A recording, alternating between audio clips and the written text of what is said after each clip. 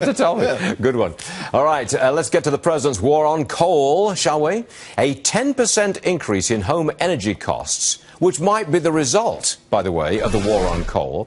That would push 840,000 people into poverty. If the war on coal raises energy prices, those people fall into poverty. So come on in, former welfare cheat. And now the president of Cure, Stuart Varney, frequent guest on this program. I want you to take me through it. Because I know that you were on welfare for a long time. You cheated up and down the wazoo to get the money out of the government.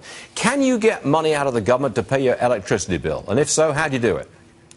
Well, you absolutely can. Now, I did not back in the day when I was trying to scam the system or live off of other people's money. But absolutely, for every dollar that these Greens force the economy to have to assume because they increase prices, then their attempt is to offset that on the backs of the poor. When you look at what's happening right now with this piece of policy, if you will, that the EPA thinks that they can just randomly do, I'm glad the senators are starting to push back and say, wait just a minute. When you start putting penalties against these companies, I get it. Greens love bugs. They love bugs more than they like coal, more than they like gas, more than they like power plants. I get it. But why always on the backs of the poor? Yeah. Because what they do to offset these costs against these industries is then tell the poor, well, hey, we have a little subsidy for you. Don't worry about it. You call up right now. If you called up the energy company, they're going to say, but if you're having problems paying this bill, press 5 and you'll get some new assistance.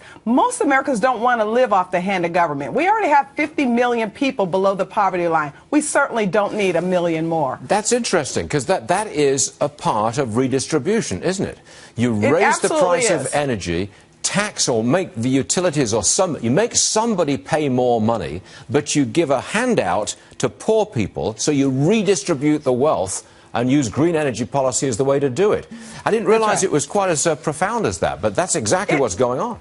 And it's sick because these folks are not lawless like I was back during that time. These folks are just hardworking Americans. Think about that senior citizen who's living in Indiana or that's living in Michigan or any of the other states where it gets very, very cold. They get an electricity bill for $400, $500 a month. They're barely making it now. And now in order to pay that little increase, that little bit of 10% that the Greens and the environmentalists keep telling us, oh, don't worry about, is significant in that household. These are not people that want to live off the hand of government. They all their lives work to just be able to have a comfortable existence as they age. And now here they have to get in a line to go and get an energy subsidy because these Greens won't stop so that they can save some spider or some gnat or some fly. That's good. You're getting all wound up. Here's one more for you. And you've only got 30 seconds for this one. What do you feel about people using their EBT card to get free weed?